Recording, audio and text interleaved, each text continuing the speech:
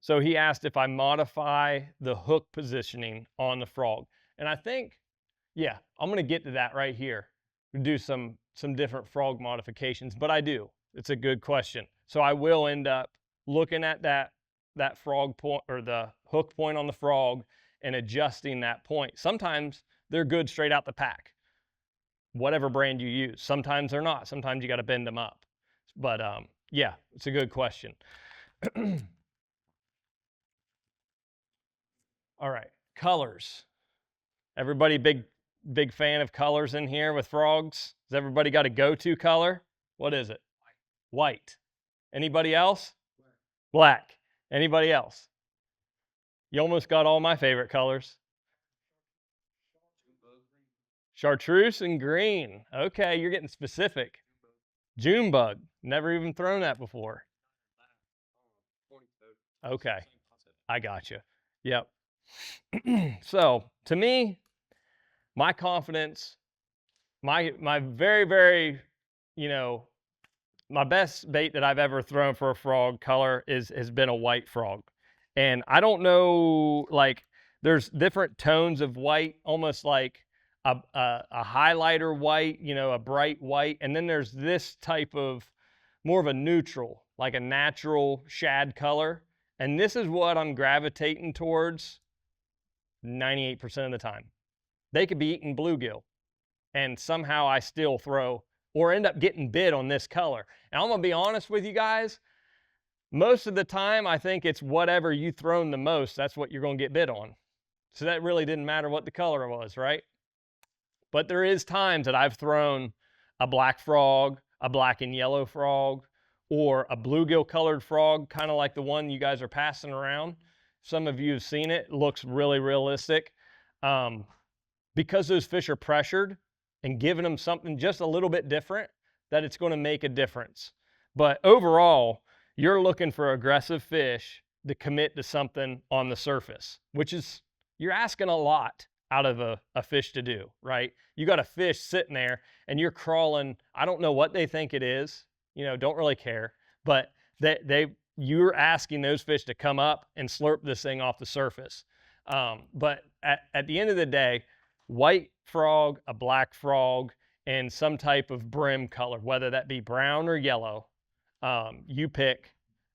Those are basically my 3-4 colors that I have with me year round. And at the end of the day, it's just basically what you got confidence in throwing and what you can lock in your hands and throw the longest. And know that color's worked in the past, I'm going to catch him again on it. So that's the biggest thing. So let's go through some frog modifications. Does anybody have any questions? Going too fast? No?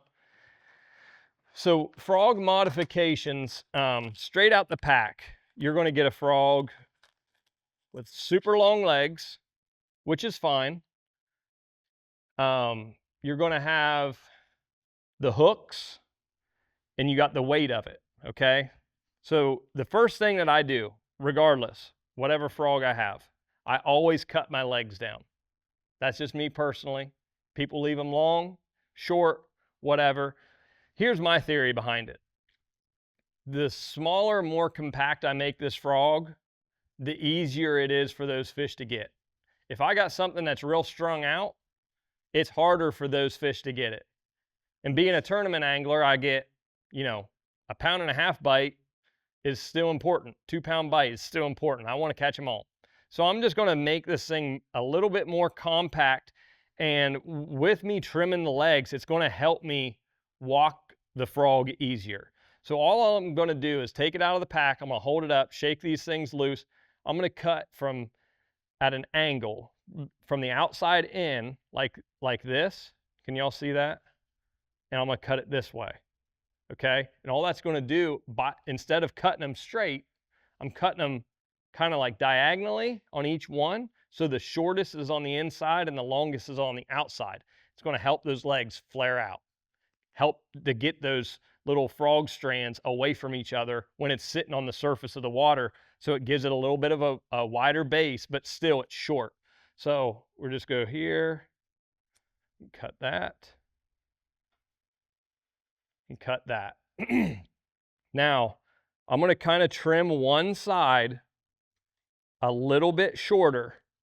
So you can see how this side's probably a 1/4 inch, 1/2 inch, whatever that is, longer. Doesn't matter which side. You just want one side a little bit shorter than the other. And that's going to help the walking action of this frog tremendously, to the point that it's going to be easy for you to do it. It's almost going to want to walk itself now. Instead of them both being the same length, now it's going to be able to twist and work properly. And those legs are going to spread out easier, and it's going to give more life to the frog instead of being two, giant long legs. Now, the next thing I'm going to do is I'm going to look at the hook points, and you're going to see whether they're flush with the back of the frog. And you just got to imagine this thing being in its mouth when it eats it, and how much of a gap does it have? Because you got to set the hook hard to catch these fish. You got 2 big flipping hooks in there, and the more bite that you have, the better chance you have of hooking it. And so I'm going to look, and all I want to do is I want to make these hook points just barely above that body, to the point, not that you want to be snagging everything up, but to where you can almost go like this and start to feel them. And it's going to make it not as weedless, but your hookup ratio is going to go up tremendously. Because if those hook points get buried down into the body of that frog, just like with our Texas rig that we talked about earlier, if those hook points get buried up, you're never going to hook them. You can waste a lot of time and a lot of frustration going, oh, he missed it. No, he had it. You missed him. We missed him with the way our frogs were. So we're going to take a set of pliers, bend them up just a little bit. Doesn't take a lot. Depending on what frog you have, it doesn't take a lot. And you'll start to get those where they're pointed up. This one a little more. So there you go. Slight subtle change, but makes a huge difference. And now, I said the weight of the frog. If I'm throwing an open water frog, this is all I'm going to do. I'm going to cut the legs. I'm going to open up the hooks, right? And then the rest of it, I'm good to go. I'm going to throw it around trees, laydowns, pads, whatever. Now, if I'm fishing matted vegetation, everybody knows what mats are, like grass mats and stuff, like familiar with Gunnersville and stuff like that later in the year, and the grass gets all cheesy, and you'd think there's no way there's a bass there, and all of a sudden one comes up through it. Yeah. So for me to make that adjustment, I'm going to end up adding some type of sound to it. Not all the time.